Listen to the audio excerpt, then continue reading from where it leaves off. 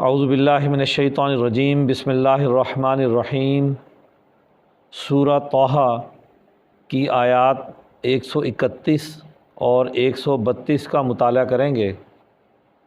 قال تبارک و تعالی ولا تمدن عینیک الی ما متعنا بہ ازواجا منہم زہرۃ الحیاۃ الدنیا لنفتنہم فیہ ورزق ربک خیر وابقی وأمر اہلک بالصلاۃ واصطبر علیہا لا نسألک رزقا نحن نرزقک والعاقبۃ للتقوی۔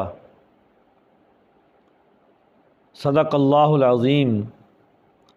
اللہ تعالیٰ کا ارشاد ہے، اور تو اپنی نظر ان چیزوں کی طرف نہ دوڑا جو ہم نے مختلف قسم کے لوگوں کو دنیاوی زندگی کی رونق کے سامان دے رکھے ہیں، تاکہ ہم انہیں اس میں آزمائیں، اور تیرے رب کا رزق بہتر اور دیر پا ہے، اور اپنے گھر والوں کو نماز کا حکم کر اور خود بھی اس پر قائم رہ۔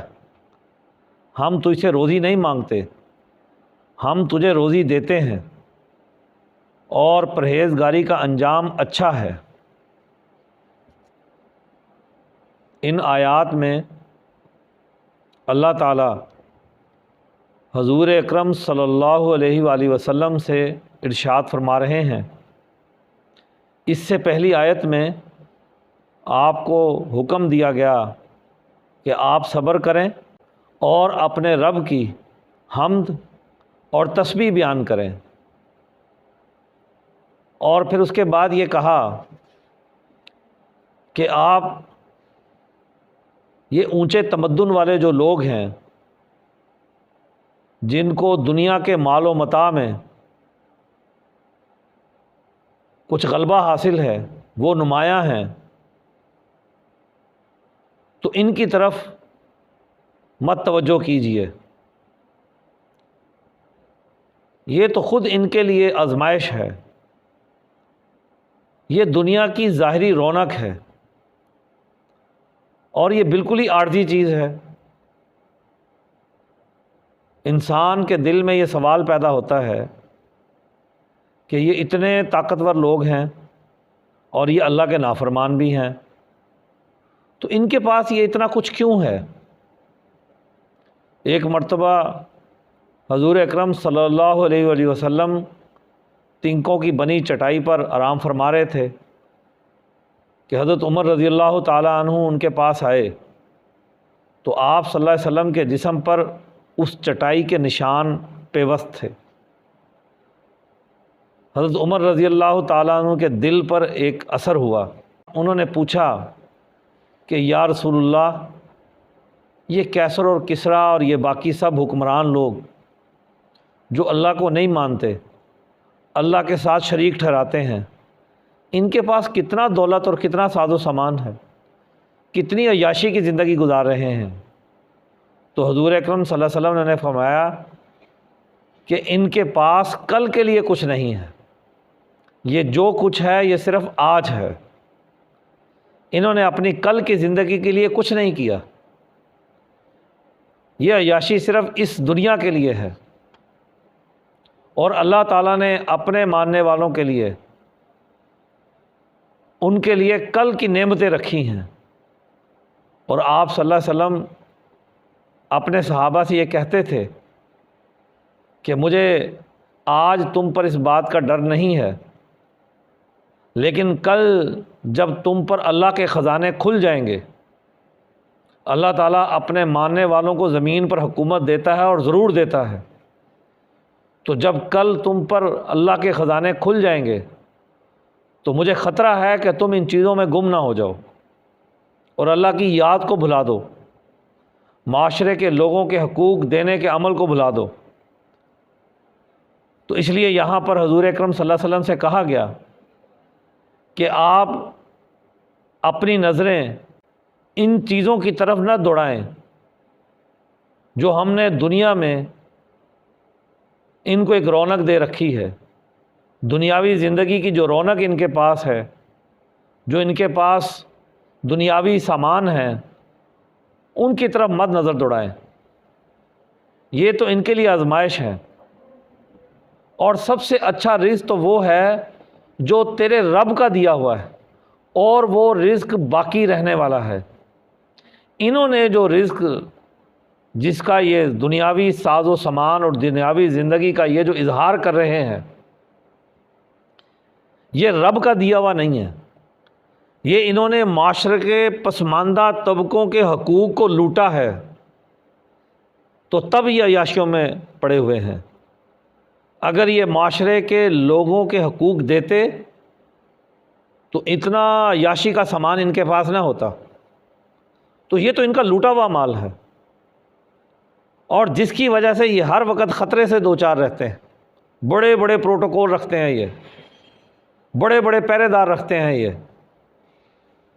اور اگر یہ ان کا اپنا ہوتا تو پھر انہیں کس بات کا ڈر تھا، کس بات کا خوف تھا؟ اور پھر حضور اکرم صلی اللہ علیہ وسلم سے کہا گیا کہ اپنے گھر والوں کو نماز کا حکم کیجیے اور خود بھی نماز پڑھیے۔ یعنی اصل چیز یہ ہے کہ اللہ کو یاد کیا جائے، اس کی نماز کو ادا کیا جائے، اور پھر اس نماز پر قائم رہا جائے۔ آپ خود بھی نماز پڑھیے، اپنے گھر والوں کو نماز کا حکم دیجیے، اپنے جماعت اور اپنے ساتھیوں کو جو آپ کے ساتھ شریک ہیں اس کام میں، اس اعلیٰ کام میں، ان کو بھی نماز کا حکم دیجیے۔ اور ساتھ ہی یہ کہا کہ لا نسألک رزقا، ہم آپ سے روزی کا سوال نہیں کرتے، وَنَحْنُ نَرْزُقُکَ، روزی تو ہم خود دیتے ہیں۔ یہ بڑی عمدہ بات کہی گئی۔ یعنی انسان کا اخلاق یہ ہونا چاہیے کہ وہ معاشرے کے اندر رہتے ہوئے اللہ کو یاد کرے، اور اللہ کی یاد کا مطلب یہ ہے کہ جب تم نماز پڑھو تو نماز میں اللہ کے جو احکامات تم نے تلاوت کیے ہیں اس کے مطابق معاشرے کا نظم و نسق بھی چلاؤ۔ اللہ احکم الحاکمین ہیں، وہ بادشاہوں کے بادشاہ ہیں، وہ رزاق ہیں، وہ رازق ہیں، وہ لوگوں کو رزق دیتے ہیں، لوگوں سے رزق لیتے نہیں۔ پوری دنیا میں رزق کے بے پناہ وسائل دنیا کے تمام انسانوں کے لیے اللہ نے رکھے ہیں۔ دنیا کے بادشاہ جو عیاش ہوتے ہیں، دنیا کے وہ حکمران جو خود تو ناز و نام کی زندگی گزارتے ہیں لیکن اپنی رعایا اور اپنی عوام کو تنگ دست رکھتے ہیں، در حقیقت وہ اپنی عوام سے رزق لیتے ہیں، ان کے اوپر سے وسائل کو روکتے ہیں، ان وسائل پر قبضہ کر کے خود ان سے مال کماتے ہیں، معاشرے کے اندر بے روزگاری پیدا کرتے ہیں، لوگوں سے رزق کے وسائل چھین لیتے ہیں، اور لوگوں کی محنتوں پر بھاری بھاری ٹیکس لگا کر ان سے مال و دولت لے کر خود عیاشی کرتے ہیں۔ حضور اکرم صلی اللہ علیہ وسلم سے کہہ دیا گیا کہ ان کی ایسی دولت پر توجہ نہ کیجیے۔ لا نسألک رزقا، ہم آپ سے رزق کا سوال نہیں کرتے، رزق کا مطالبہ نہیں کرتے، نحن نرزقک، ہم آپ کو رزق دیتے ہیں۔ یعنی جو اللہ کے حکموں کو ماننے والا بادشاہ ہوتا ہے، حکمران ہوتا ہے، وہ اپنی عوام کو رزق کے وسائل دیتا ہے، ان کے لیے رزق کے مواقع کھولتا ہے، نہ کہ ان کے اوپر بھاری ٹیکس لگا کر ان سے رزق چھینتا ہے۔ تو اچھی حکمرانی کو سوسائٹی کے اندر ہونا چاہیے، اور یہ اچھی حکمرانی وہی لوگ قائم کرتے ہیں جو نماز کو اس اصول پر پڑھتے ہیں جو اللہ نے بتایا، اس عاجزی اور انکساری کے ساتھ پڑھتے ہیں، اللہ کا خوف دل میں قائم رکھ کر پڑھتے ہیں۔ وہ سوسائٹی میں رزق کو تقسیم کرتے ہیں، لوگوں کے لیے روزگار کے مواقع پیدا کرتے ہیں، لوگوں کے لیے رزق کی فراوانی پیدا کرتے ہیں، اور نہ ہی وہ پیر اور وہ مشائخ جو لوگوں سے چندہ بٹورتے ہیں، ان کے مالوں پر نظر رکھتے ہیں، وہ بھی دراصل اللہ کا نام لے کر لوگوں سے مال اینٹنے والے لوگ ہیں، لوگوں سے مال چھیننے والے لوگ ہیں۔ اللہ رزق دینے والا ہے، رزق چھیننے والا نہیں ہے۔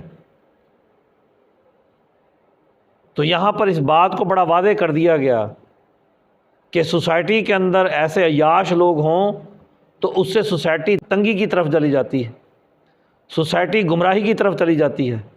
بڑا واضح کر دیا گیا کہ جیسے اللہ رزق دینے والا ہے، رزق کی طلب کرنے والا نہیں، رزق چھیننے والا نہیں، ایسے ہی جو اللہ کے ماننے والے لوگ ہوں گے، جو منصب ہدایت پر ہوں گے، تو وہ لوگوں سے وظیفے اور چندے وصول کر کے ان کی زندگیاں تنگ نہیں کریں گے۔ پہلے ہی غریب ہیں، اور ان غریبوں کو یہ کہہ کر کہ تم مجھے کچھ دو گے تو تمہاری غربت میں کمی آئے گی، میری سیوا کرو گے تو تمہاری غربت میں کمی آئے گی، ان کو اس طرح نہیں ڈراتے کہ تم نے فلاں فلاں وجہ سے تمہارے گھروں میں تنگی ہے، بلکہ ان کو درست حقائق بتاتے ہیں کہ معاشرے کے اندر رزق کی تنگی کیوں ہے۔ اور پھر کہا گیا کہ والعاقبۃ للتقوی، کہ انجام جو اچھا ہے وہ پرہیزگاری کا ہے۔ تقوی کیا ہے؟ تقوی اللہ کے خوف کا نام ہے۔ تقوی کیا ہے؟ پرہیزگاری کا نام ہے۔ اللہ کا خوف کیا ہے؟ کہ دنیا میں اللہ کے دیے ہوئے قانون کے مطابق زندگی گزارنا، یہ تقوی ہے۔ پرہیزگاری کیا ہے؟ کہ انسانیت دشمن قوانین جو شیطانوں اور اس کے پیروکاروں نے بنائے ہیں، ان قوانین سے پرہیز کرنا اور اللہ کے قوانین کے تحت زندگی گزارنا، یہ سب سے اونچے درجے کا تقوی ہے۔ جیسا کہ پچھلی آیت میں کہا گیا ان اللہ یأمر بالعدل، تو اسی طرح کہا گیا اعدلوا هو اقرب للتقوی، کہ سوسائٹی کے اندر عدل و انصاف قائم کرو، عدل کو اختیار کرو، یہ تقوی ہے۔ تو اللہ تعالیٰ سے دعا ہے کہ اللہ تعالیٰ ہمیں اپنی نماز کی طرف متوجہ کریں اور نماز کا ماحول قائم کرنے کی طرف متوجہ کریں، سوسائٹی میں ایسے حکمران عطا کریں، ایسے رہبر اور ایسے ہدایت دینے والے عطا کریں جو سوسائٹی کے پیسوں کے اوپر نظر رکھنے والے نہ ہوں، سوسائٹی سے مال چھیننے والے نہ ہوں، افراد لوگوں کے مالوں پر نظر رکھنے والے نہ ہوں، معاشرے کے اندر اپنے آپ کو نمایاں کرنے کے لیے مال اکٹھے کرنے والے نہ ہوں، کہ ان کے پیچھے چلنے والے ان کے پیروکار تو تنگ دست ہوں اور خود وہ عیاشی کی زندگی کی طرف جا رہے ہوں۔ نام تو وہ اللہ کے رسول کا لیتے ہیں، اللہ کے رسول باوجود اس کے کہ قریش کے اعلیٰ نسب، اعلیٰ خاندان کے ہونے کے اور تجارت کی مہارت رکھنے کے، آپ نے سادہ زندگی کو اختیار کیا۔ گویا آپ کی یہ زندگی اختیاری تھی کہ آپ نے اس سادگی کو اختیار کیا اور اپنے پیروکاروں اور اپنے ساتھ چلنے والوں کو خوشحال رکھا۔